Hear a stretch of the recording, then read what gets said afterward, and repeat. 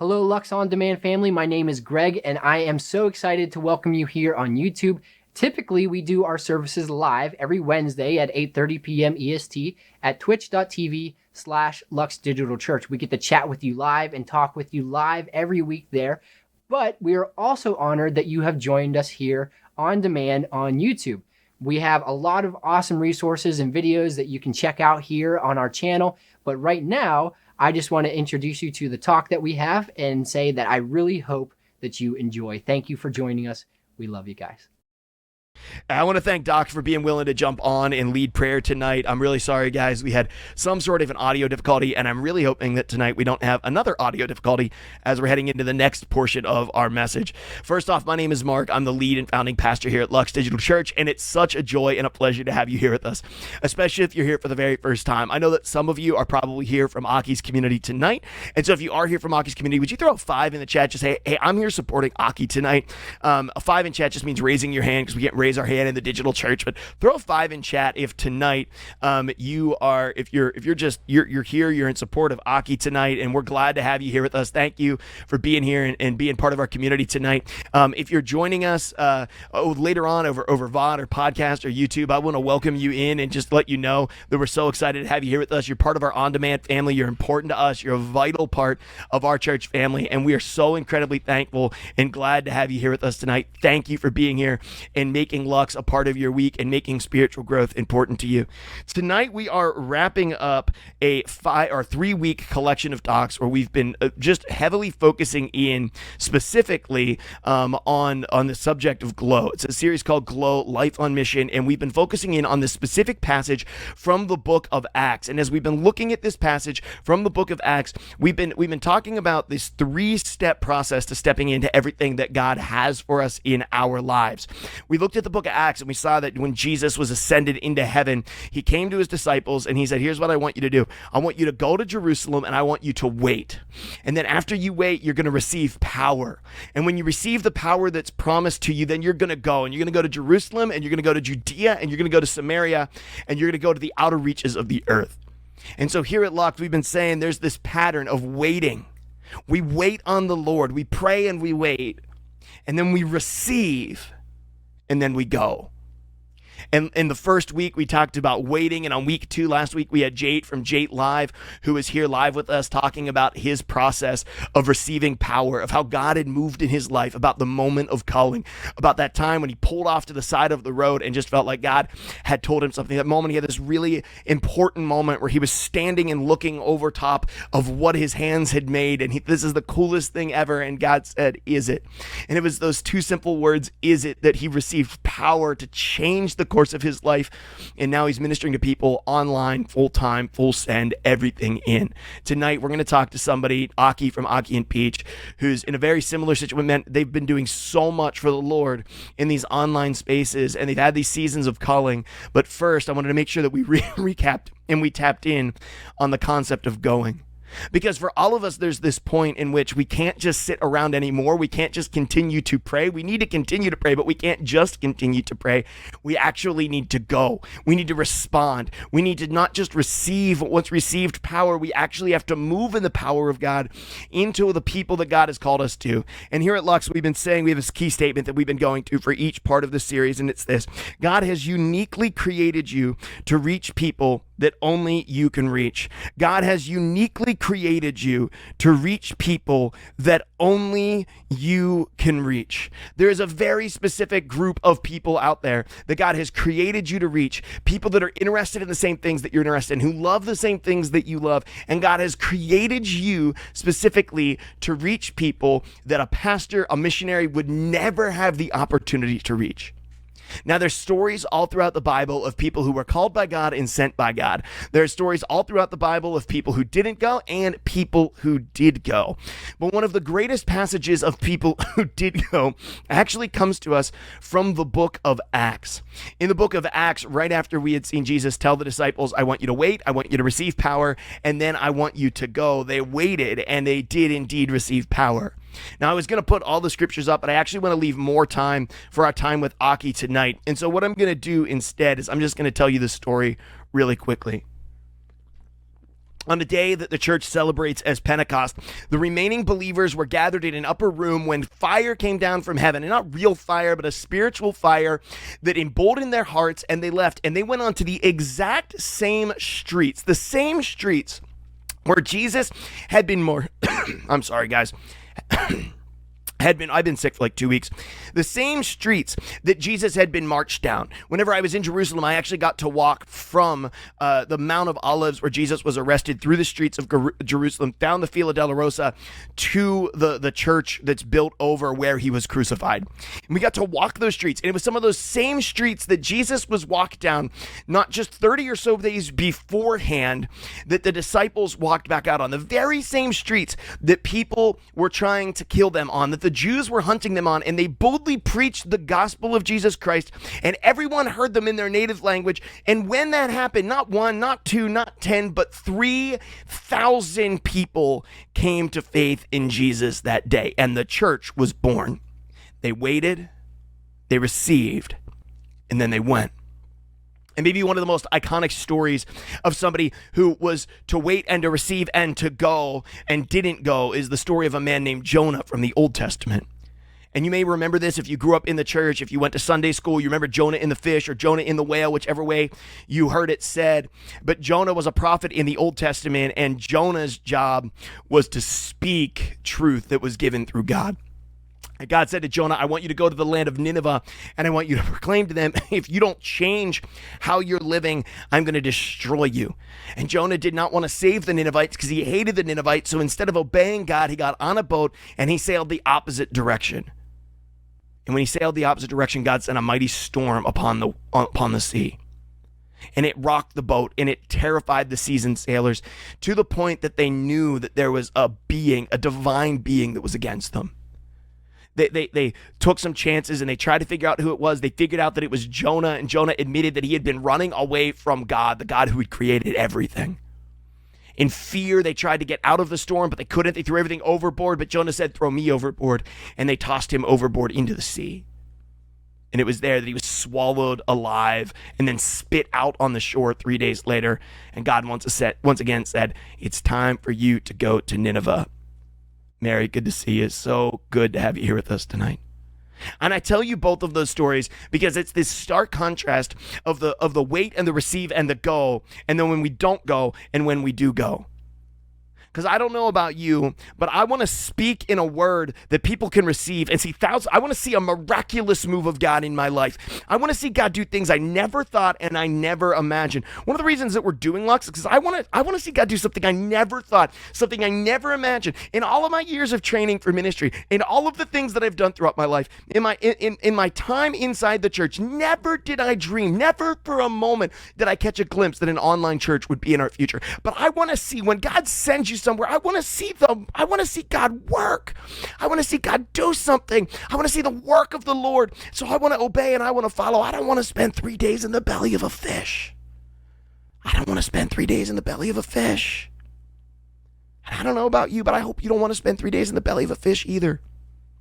Tonight we have with us a guy who responded to God's call, not just on his life, but also on the life of his family.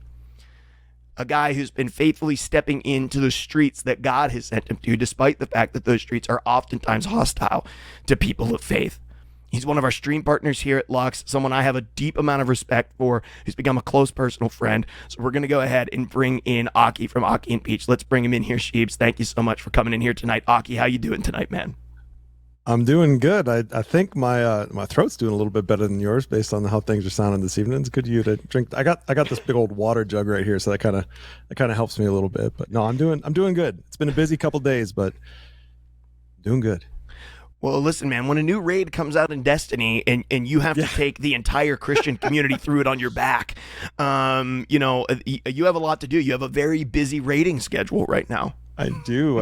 I got really good teammates that help me, though. I could not do it without some awesome friends that have really stepped up and helped. And not even just like my raid team, but other raid teams that have formed in our community, that people have come together and really worked their way through taking down Oryx to taking King, by the way, for anybody who's curious. If you don't play Destiny, it's a brand new raid that just came out. So we've been having a lot of fun with that lately.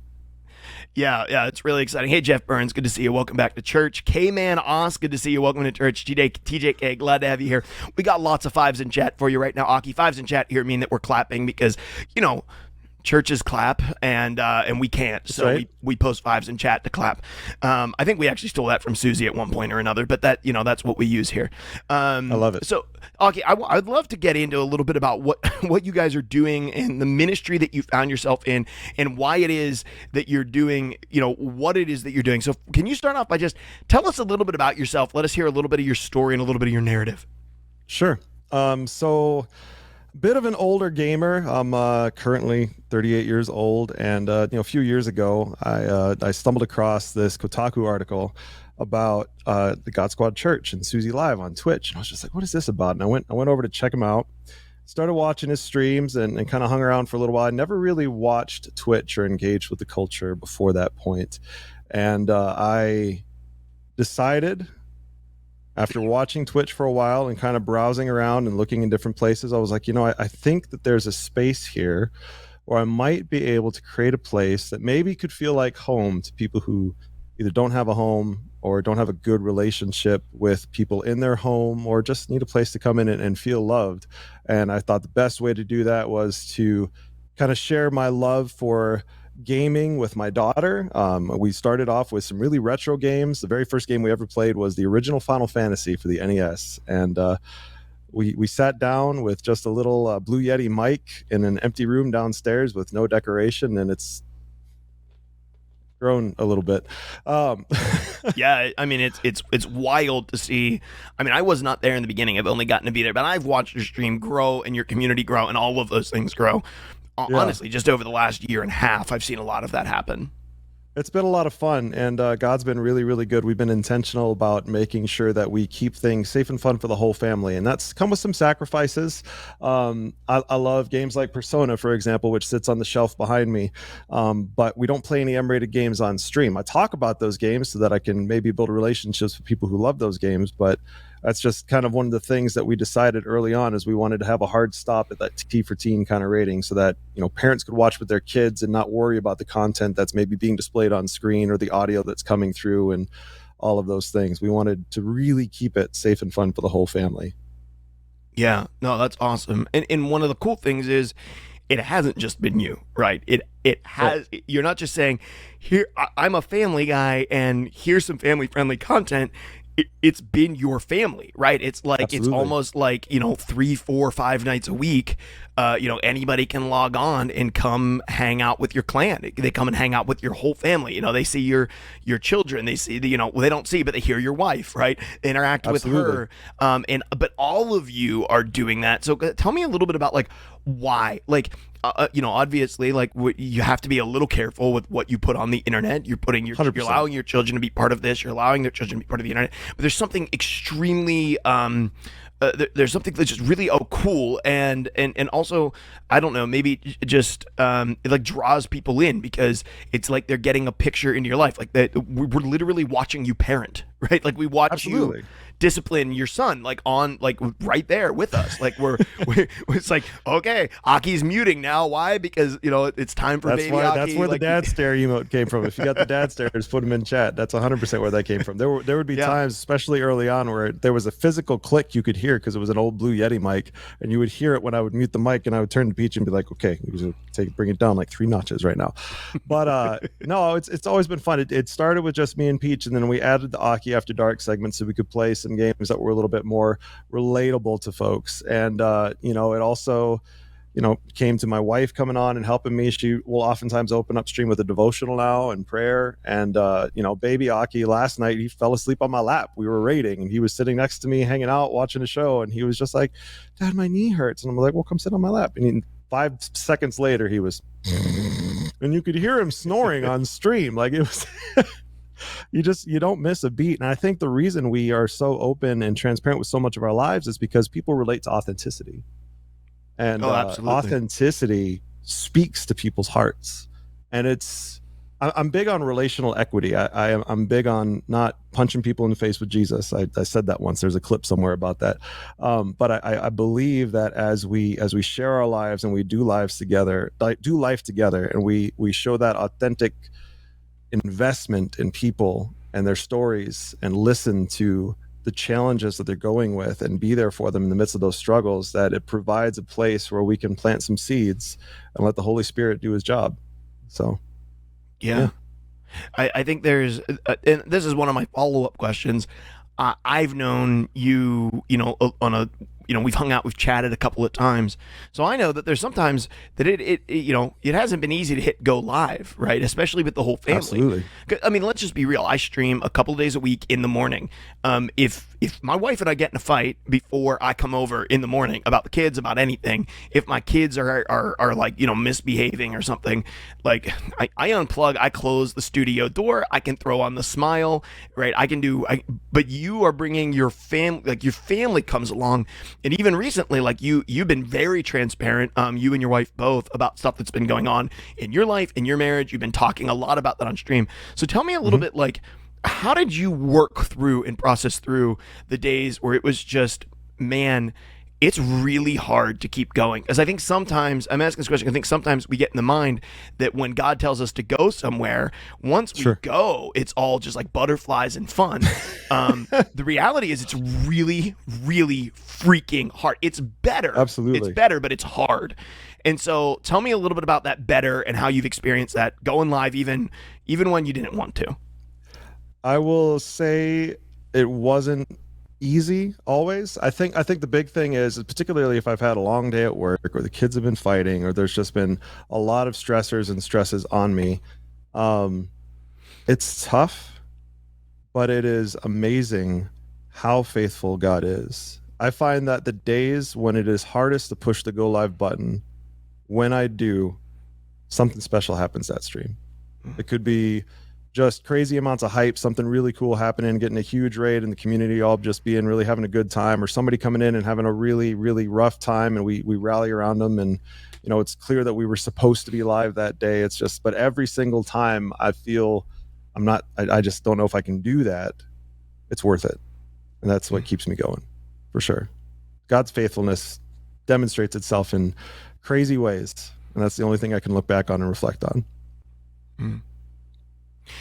There's certainly a blessing that comes with faithfulness, right? Like we're faithful, and I was going to say this in my sermon. I sort of cut that out, but all of that stuff is, of course, it's a principle, not a promise. There's promises in God's word, and there's principles in God's word. Raise a child in the way they should go, and then when they're older, they won't turn from it.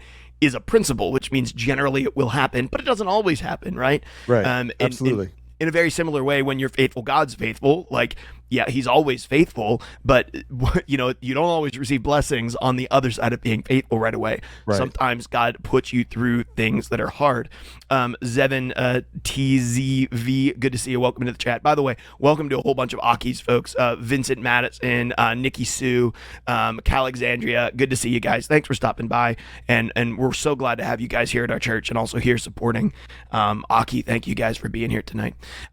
So I had a kind of like a follow-up question to that, but what I would really like to know before that is, what are some of the blessings that you've seen sort of come out? Like, what are some of the cool stories? I mean, you've been hitting the go live button for a long time now. What are some of the cool stories that you've seen, God things that you've seen actually come out of your community? Absolutely. I think I'd actually talked to, it's funny actually. So I recorded a sermon for a friend's youth group that is playing tonight, and I talked about this. This is something that's really stood out to me, and this has been something that's happened a couple times. We'll have people come in that we've rallied around and pray for, but I remember specifically one night there was a young lady that came into our chat, and she was suicidal. She was ready to end her life, and we rallied around her, and we came around her, and we prayed for her. And she's not a believer yet, but we're still working on her, and she's still in the community. She's still plugged in. This has been 1.5 years now that she's been around and kind of revolving in our community and everything. And it's been really neat to see her kind of grow and flourish in that relationship. And it's moments like that where you see people that are struggling and suffering that come in and find ways to get plugged in, involved, and either maybe they're moderating for the chat, maybe they're helping out with clips or other things, or maybe they're welcoming people in and just turning into a regular viewer and part of the community. It's really neat to see so many different individual threads that connect in a special way. Yeah, that's really cool and very powerful. Rivor, good to see you. Jones, 116. I just keep thinking like they're throwing up the Aki emotes. So I'm assuming these are all people from your community. Am I right, Aki? That's River, by the way. It's just I should have known. River. Yeah, there you go. You're all good. It's all good. So bad at pronounce. One of like the memes. That's the biggest challenge of any streamer. Yeah. What your name? I'm going to butcher this. I always tell people I'm not going to get this right, but I'm going to do my best. I just like slur it all together until my words don't make sense, and then hopefully something cohesive came out. So one of the things that I've said to you and to your wife and to your community on multiple occasions, and I really believe this, is I've said, I think that Aki, you and your family are better at pastoral care than just about any pastor or church that I've seen. You have this growing community with tons of people, and I mean, let's just be real. It's currently 9:22 EST. Like an hour ago or so, somewhere around that, maybe 30 minutes ago, there would have been a notification that went out from you to your entire server that said, "Hey, I'm not streaming tonight. It's not a night off for me. Who wants to come watch anime with me?" Right? Like you guys are there all the time. You're caring for people. You're building relationships. So many content creators and streamers, they have their Discord just so they can do a push notification that says they went live, but that isn't the case for you. Like you're actively discipling, actively ministering, actively caring for the people in your server. So I'm just kind of curious about why it is that you guys went that way when you could have just built platform. Why is it that you've been so active in, just being there for people? Something that we've talked about kind of since day one is life is about relationships. And I'm big on talking about building those relationships because I don't think that people can come to a genuine relationship with their creator if we can't demonstrate a good relationship with them. And that's something that I think is missing in so many communities. And like you said, it's so easy to just have a Discord where people kind of hang out and, maybe there's 5 or 6 lines of chat a day. It's another thing to see a growing and thriving community. I see that with Lux's Discord. I see that with a few other Discords, and it is definitely something different to be intentional about trying to build a community, and definitely takes a toll. It's an additional expense in regards to bandwidth and emotional investment and mental stability, but absolutely it's worth it, I think, in the long run. Yeah. So maybe you have someone in chat right now who we've been talking about finding your calling, finding your people, finding your tribe. What language do you speak? We've been talking a lot about like what are the positions that God has given you? What are the talents that God has given you? What are the passions that God has given you? How can you use those for his kingdom? You're using a lot of those things, but you also work a full-time job. You have 2 kids, you're married, you're streaming 4 or 5 nights a week. The nights that just cut it to 4. We just did it to 4. We dropped one day in favor of 4 slightly longer streams, but okay. So we're streaming longer, right? So you. I mean, just the other night, I'm like messaging you, and it's like, yeah, I'm waking up right now because I was up like way too late streaming. I streamed. I streamed. This was Monday night. I streamed until 10:30, and then I had to work until 3 in the morning. So. Yeah, exactly. Okay, so yeah, I'm done. I stream with the kids. We put the kids to bed. We shut off the stream. I say goodnight. Then I work until 3 o'clock in the morning. Then I got to wake up and work the next day, right? So I think there's a lot of people who are looking at that, and because I think the streaming life, right? It looks glamorous. It looks cool. People want to be around you. All of those things. What people don't see behind the scenes is the managing of time, the sacrifices that you make. I mean, I'm a dad of 2. I'm leading at church. I don't stream in the evenings. Like I know like the time that you're giving to this community is probably time that you would be investing in physical relationships and friendships for you and your family.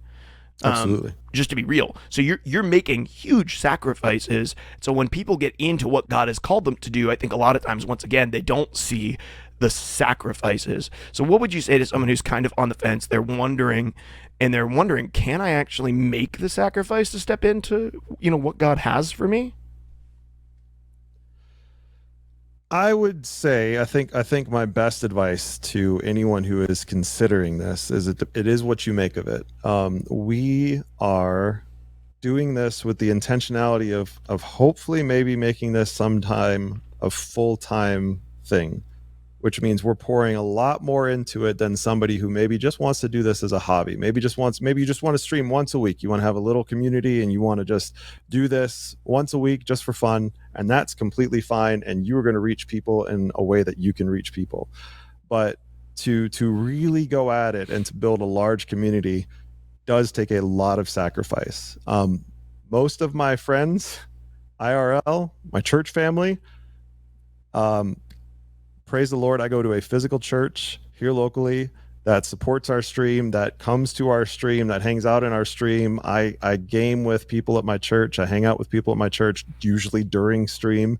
And it all kind of has to integrate to be successful. Otherwise, you're going to find yourself stretched way too thin and you'll flame out and it won't look pretty. Mm. Yeah, there's a lot of things in life whenever you step into ministry to keep in balance. And absolutely, people burn out in ministry all the time. That's something that a lot of people don't consider. Is there's all sorts of pastors that just burn out and fade into the ether, and it's tough. Mm-hmm. Yeah, absolutely. Well, I love the support that your church gives. I love, once again, you, your family, your heart for people. And this is one of the things that as a church, drew us to you in your community was I just like I knew by the content that you guys were making, the way that you were caring for people, the way that you spoke to people. And what's really interesting to me is we're not a church and I'm not a pastor. And I'm like, well, yeah, but you do more pastoring than a lot of pastors, and your community looks a heck of a lot more like a church should look than a lot of churches. And so I'm like, you may not call yourself one, but I know what I'm calling you in my head, right? And so I'm looking at you, I don't care about credentials, right? You think you come to heaven one day and God's like, well, you didn't have the credentials. Like, well, you were doing the work. And so it's funny you say that. I sent that message that I recorded to my pastor. I was like, I would love for you to watch this and give me some critique. And he was like, I'll consider this your resume to be our youth pastor when we start a youth group. I'm like, yeah. Wait. I go to a church plant, so it's kind of small right now. Well, what you need is another volunteer job, so that's perfect. That's right. Of course, that's exactly what I need. So anyway, we have just so many people who are here in chat and supporting what you're doing. Mr. Potato, good to see you. Thank you for being here. Bubba is just saying, I support full-time Aki. And part of our partnership is just saying, hey, we really appreciate what you're doing. And if you guys don't know, Lux has two stream partners. One of those is Jate, and the other one is Aki in their community. And they don't have to promote us. They don't have to say anything about us. Our picture doesn't need to be anywhere. They don't need our logo. They're mission partners, right? We're supporting them as missionaries because we believe in what they're doing as evangelists in those spaces and what they're doing to care for people in those spaces, which has been really powerful. Reed, good to see you. Welcome in. Glad to have you here. And so once again, man, I want to thank you for being part of our community, being so supportive of what we're doing here at Lux, and also for allowing us the opportunity to partner with you and just call you our friend and just get the chance to be part of your community, to pray for you and to be part of what you guys are doing. Because it was so cool. Even last week, we're not celebrating salvations, but we were celebrating watching you guys on a bungee showcase, even something like that. What a blessing that was, man. Yep. And obviously, if you play Destiny 2, come on by, because we're going to be leaning hard into the Destiny 2 content over these next few months as we get ready for Lightfall and all of those things. We'll still be doing all of the other fun stuff too. Slime Rancher 2 is launching later in September, and all the kids stuff as well. But I think the niche I'm trying to carve out in that, and I'll talk a little bit about that just in a second here, but the niche I'm trying to carve out in that is I kind of see myself as like the dad guardian. I want to be the place where maybe parents can bring their kids and we Sherpa them through a raid or a dungeon or other Destiny content. Like bring your kids, let's go have fun. Let's be like a field trip, But I did want to talk on it. I just identified like niche. That's an important point I wanted to talk on. If you're thinking about getting into content creation, streaming, any of those things, it's like the body of Christ. It's an analogy I always use. There's hands, there's feet, there's eyes, there's a nose, there's ears, right? Like every single part of the body has to work together. There's streaming, there's short form content, there's Twitter, there's Instagram, there's YouTube thumbnails, there's YouTube editing, there's all sorts of things that you can get into, that you can niche down on. You can be a lurker in people's chats. You can sit there and be a greeter in streamers' chats. There's all different ways in content creation and all different needs that need to be met. Not everybody has to be a streamer. Everybody could be a streamer, but not everybody needs to be a streamer. But I think the thing about it is that you need to identify your talents and your giftings, pray about it, seek the Lord, and he will make your path clear. Yeah. Hey man, that's a better equipping message than what you hear in most churches when it comes to giving of your time and talent. So there you go. Be Nasty 237. Good to see you. Glad to have you here with us tonight. Welcome in. My name is Mark. I'm the pastor here at Lux. What we're gonna do, Aki, is we're gonna bring you back in just a minute in the post service if you still have time and that's okay with you. Absolutely. If you guys have questions for Aki, like direct questions for him that you want to ask, post them in the chat as we go to our post service experience here, and we'll be back in a couple of minutes. So Aki, thank you so much for being on, and we'll see you back on stream here in just a minute, my friend. Sounds good. Yep.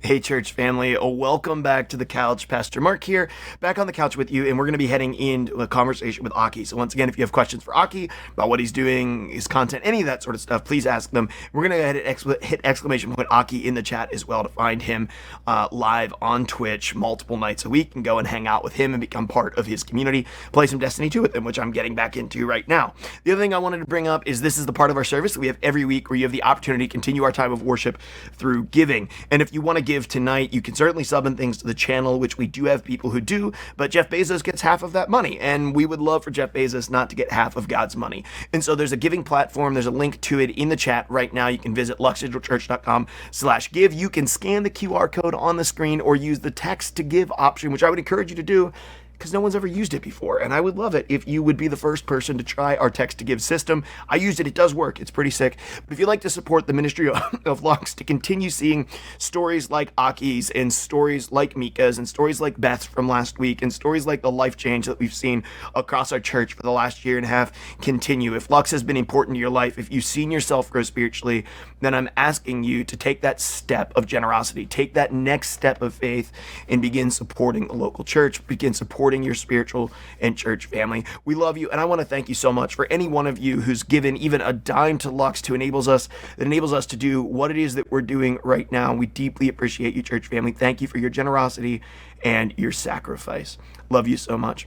Okay, guys, as you guys get the opportunity to kind of do that, we would usually go to a brief, 1-minute intermission. We're kind of running low on time tonight, so we're not going to do that. Instead, I'm going to sit here on the couch, and we're going to bring Aki right back into the chat. So, Aki, welcome back. Glad to have you back with us, my friend. Good to be back. Yeah, Long time no see. Yeah, you weren't gone very long. Let's just be real. You weren't gone very long. That's okay. There's been more conversation in chat about where people live, I think, than people who've actually actively asked you questions. But that's okay. I saw one. I did see one come through. I think it was it Bootstrap Boots was asking how either hard or easy was it for us to get church support, I believe. Yeah, no, that's a great question. How hard or easy was it to get your local church to support what you're doing? That's a great question. And I think it's interesting. I think it would be different depending on the church, the type of church that you attend, right? Like I said, I attend a church plant, and I have been volunteering at this church plant since really early on, running sound. And I happened in passing to make mention to my pastor. I was like, hey, we started doing this thing on Twitch. We're starting this little kind of ministry thing. We're trying to work with people, minister to people, talk a lot about the Lord, mental health, and all of those things that are just really tough and important in the online space. And my pastor was all about it. He embraced it. He came and he checked out a stream and loved it. And they have a slide for us on Sunday mornings during announcements. And that's awesome. It's cool. really, really, really neat to see how plugged in and involved. And we've got several young folks in our church that come and hang out in streams, and it's been fun. It's been good. It was easy for me, but I don't think it would be easy for everyone. Like I said, if you go to a larger church, it might be more difficult to make waves. But I think for me specifically, as someone who was in a smaller church, talked regularly with the pastor, it was easy for him to be like, oh, I think there's maybe something here. Let me check this out. Yeah, that's awesome. And, I think that it's finding your local church to support you is one thing. Finding churches to get on board and get behind what you're doing. We had to do a lot of that here at Lux, right? There was a lot of find churches to get in our corner and support what we were doing, because we were doing something that was very outside of the box. And in church world, you have a lot of people who just don't understand. They don't understand the internet. Absolutely. They don't understand what you're doing. Why would you do that on the internet? What is Twitch? This is so weird to me. And it kind of follows up with, JT asked a question in the church. Have you experienced many people with sort of a disdain for what you're doing that are kind of like, you shouldn't be doing that? That's because we had a lot of that during COVID, right? Everybody went online, and depending on what side of the aisle you were on, you either loved it or you passed passionately hated the fact that church was on the internet? And have you experienced a lot of disdain from people or pushback from people who are like, you really shouldn't be doing that. That's not really the place for like church type of stuff to operate. Absolutely. Yeah. And that's,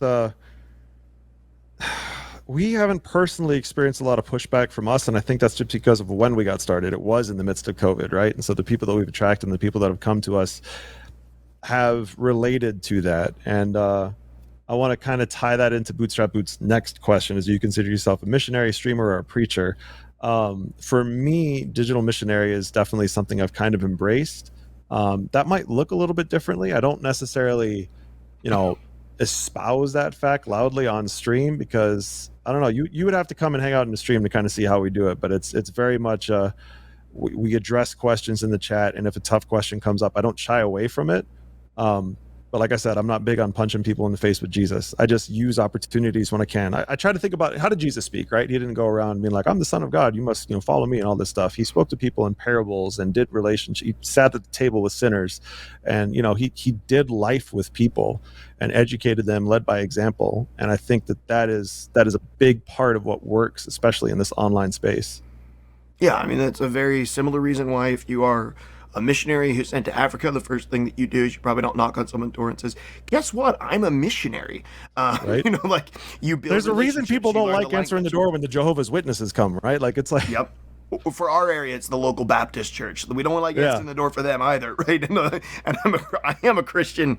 I was a pastor, and I didn't like opening the door for them. But people who are kind of in our space, who speak our language, who know what we like, and they understand those things, it's a lot easier for us to build bridges and connect to those people, which is one of the reasons that we've been so passionate about instilling this in our church family. And it's like, listen, you have things that you're passionate about. There are people at your local game store that are never stepping foot through the door of a church. You will be the closest thing to the church and the bride of Christ they'll likely ever see throughout their whole lives. You might be the only Jesus people ever see. Mm-hmm. And so you have a responsibility. It's not the job of Aki, who streams, or me, who pastors, or so-and-so who does this or that, or the person who's the missionary, to be the Christian and to do the Jesus stuff. It's the responsibility of all of us to carry the Great Commission into every place that we go, and to realize there's places that we're uniquely equipped with the passions that God has given us for a purpose and a reason to reach people inside of those contexts. And it's important that we bear that mantle well, right? We're ambassadors for Christ. So it's important. Absolutely. We've had tons of questions who actually ended up coming in. And I'm going to scroll up a little bit and see if I can't find a couple of them. I'm looking at Reed's here, where he says, go into more into the areas needed instead of streaming that we could be focusing on as our niche. Content creation is huge, right? So when you think about just streaming, if you want to grow streaming as a platform, you really need to be posting on YouTube, TikTok, Instagram Reels, like all of these other places. That takes a lot of time. So like, one of the biggest things I would love to do at some point is maybe hire a YouTube editor, record the content and be like, okay, here's my script and my audio, go cut this up and put it out on my YouTube channel, because that takes time. Video editing takes a lot of time. That is time that I'm not live, where I record the bulk of my content. Because for me personally, I feel like I'm better in a live setting than I am in a pre-recorded one, but that's just, kind of how I am. And that's my niche. I feel like I'm good kind of speaking off the cuff and from the heart, and I don't do well just trying to read from a script because it feels emotionless. And I've tried to do that, and it doesn't seem to go very well for me. But also making YouTube thumbnails, editing TikToks, even just like generating ideas, or being in chat, being in a streamer's chat and actively chatting is huge. Having that conversation rolling, being able to riff off of ideas, or opening the door for maybe the more difficult conversations that can come about, all awesome things that bless any streamer. A dead chat is tough to deal with. Absolutely. Yeah, just having somebody to come along, and just when we have people in our community who are just starting to stream, I just try to get in there and just say stuff. Like, can I just get in here and say stuff? Hey, Zen T ZV, thank you for joining us. We'll be back next week live. Come and help join us in Discord as well. Thank you for being here with us tonight. Have a great night. some people asked a couple of things, but one of them that I thought was really good. Hart said you say you play D&D, which I do, and basically they asked, like, is there some content that you don't feature that isn't just M-rated stuff on your channel, things with demonic themes or things like that you just feel is inappropriate for you to feature on your channel? Where do you draw the line with stuff like that? There's going to be some churches that say that Dungeons and Dragons is inappropriate. Obviously, we're not that church. We have a D&D ministry, but different people will have different themes and different ideas that they'll view as being inappropriate. Do you have some places where you draw lines with stuff like that? So part of my story, just full disclosure, is I'm a former addict of pornography, broken free of that, praise the Lord. But I try to avoid things along those lines, stuff that's like maybe overt sexual imagery. Absolutely, that would be definitely like an addition to that. So yeah. Mm-hmm. But other than that, just the M rating is kind of our hard cutoff. That takes care of most of that. But there's definitely some stuff that leaks into some of those T for teen rated games that you're like, yeah, you're towing the line there, buddy. Sure, yeah. And I think each person has to draw the line at their own plate. Like, there's literally a Hades poster displayed behind me, right? Sure. Hades is a great game. Hades is amazing. There's some people who wouldn't want to see that played. I don't know. Sure. Is it M rated? It might be an M rated. No, game. It's T for teen. It's just it's Greek mythology. I mean, Aphrodite, that one, she pushes the line a little bit. Yeah. Well, at least she's just a still image, right? And she's not. Yes, absolutely. Yeah, she's not walking up to you. So, Hillian Hufflepuff asks, I've been streaming on my ministry page, not seeing a ton of traffic. Is there something that I'm doing wrong? Is there a way that I can improve without buying equipment? And of course, like, without going there and watching the stream, it's kind of hard to say that. But if there were areas where you say when you were just starting out that were like, oh, I would give these 3 pieces of advice for people who are just getting started out to help drive conversation and pull people into the stream, what are maybe a couple pieces of advice or thoughts that you would offer? Well, again, making interesting content on other social media platforms other than just going live on Twitch, building a Twitter following, building an Instagram following, building a TikTok following. All of those things can help drive people to where your live content is at, because without Twitch's discoverability is not great. We all know this. So without having posts on other social media platforms to drive people to your content, nobody's going to find your content. It's tough. Yep. Yeah, it is. Oh, unless you have a place where you've sort of built that, for us, when we started Lux, that built out of a podcast. I had a podcast. Sure. There was 500 or 600 people listening to it. And I just made sort of a call to action and said, like, hey, I'm going to start an online church. Is there anybody out there who's a Christian who'd like to come help? And we had people who were Christians and not Christians who came forward and said they wanted to come help. People like Doc and Ben and many of these other people who are here in chat were people that I was already in community with. I was already building connections with. They were already consuming the content because we found a niche of a game that didn't have much content that was being made for it that I enjoyed. And it was from that we were able to sort of launch Lux, and that became the start of our team. And so if you can find kind of like that niche that's off the platform, because on the platform, discovery is abysmal. It's like really hard to find. Really, really hard to find.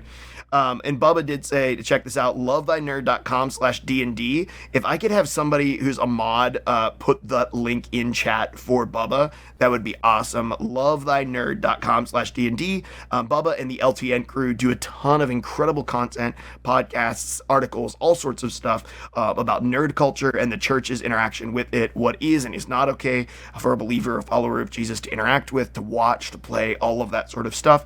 It is a really great place, and we're so proud and so happy to call LTN not only our friends but also our partners in many, many ways. It's great to be part of their community, and I just joined. I'm sorry to tell you this, Aki. I just joined their Destiny clan. Ooh, I know. I'm in haste and not the Warriors of Light. It's okay. We all make choices. I know, man. I know. But I streamed with Luke today, so we kind of. Me and Frost got a chance. He sort of got me. He got me into the clan. I was in a clan before called the Good Weebs, which I didn't know what that meant whenever I got asked to be in it. And that's my boomer mind, not knowing what words mean on the internet until afterwards. And then I couldn't figure out how to leave it because I'm like 65 years old and I don't know how to turn on the computers anymore. So like how you said the computers plural. That's the best. Mm-hmm. Yes, you chose poorly. Anyway, yeah, we're actually about to have to create a second Destiny clan because our existing one is packed full. So yes, it's wild. Yep. Artsy Bible Nerd come in and says, it's Aki. It is, and we're right at the end of the stream. Artsy Bible Nerd, thank you for being here. We've had such an incredible stream. We've had, 75, 80 people throughout the entire stream. Thank you for being here. Aki, I'm going to have to say goodnight to you as we're going to get ready to close out the stream. Thank you so much, brother, for being here. You guys ever have any questions? Come hang out. Ask your questions on stream. I'm happy to answer any and all questions. Yeah, please. We're going to exclamation point Aki back in the chat again. Go drop a follow over on his stream and go hang out with his community throughout the week. Thank you, Aki. Really appreciate you, brother. We'll talk to you soon, man. God bless you guys. Thank you so much. Yep. Okay, church family, as we're getting ready to close out service tonight, I want to encourage you, come back next week, 8:30 p.m. EST. We're kicking off a brand new collection of talks called Me to We, where we're talking about the power of building healthy relationships. We're talking about 4 key relationships over the course of 4 weeks, and we would love to have you come back and join us. If you're here for the very first time and you had an experience, we would love to know, of course you had an experience, we would love to know what that experience was like. If you don't mind, go over, we put a link in the chat underneath exclamation point guest, or you can just go to luxdigitalchurch.com/guest. We won't ask for any personal information from you at all. You don't have to give us your name. You don't give us your email, nothing. It's just a couple of it's 3 questions to let us know how we did and it give us some ideas on how we might be able to improve the experience for you. I know we had a few technical glitches tonight. That's on me. I'm really sorry about that, church family. But if you don't mind, swing by and let us know. Come and join us in Discord tonight. We do post-service hangout every week. In about 5 or 10 minutes, I'm going to be in the Meet Pastor Mark room. So if you'd like to meet the pastor, you'd like to stop by and say hello to me, I will be in Discord in the Meet Pastor Mark room. My biggest thing, the thing that I love more than anything else about the online church, is the ability to hear people's stories from all over the globe. I spend a ton of time hearing people's stories, getting to know people, and building relationships with them. Lux is all about not just doing a live broadcast, but also inviting you into relational spaces where you can make friends, grow together, be sharpened by one another. We would love to see you in our Discord tonight. Please come and hang out with us. Come and hang out with us, play Fall Guys with us this week. Come and say hello. There'll be someone in our welcome voice chat room. There'll be a couple of post-service rooms. We're going to be asking questions, and our question of the day in post-service tonight in rooms 1 and 2 are, what are the things that you're just most passionate about right now? What is the thing that just gets you out of bed in the morning? We'd love to hear about what God has placed in your heart. Thank you so much for making Lux a part of your week, church family. We love you. We appreciate you. Thank you so much for being here. You're loved by a God who has infinite resources, who loves you with all of his heart, who sent his son to die for you. He cares about you, and we love you too. Thanks for being here, Lux. Have a great night. Have a great week. Peace.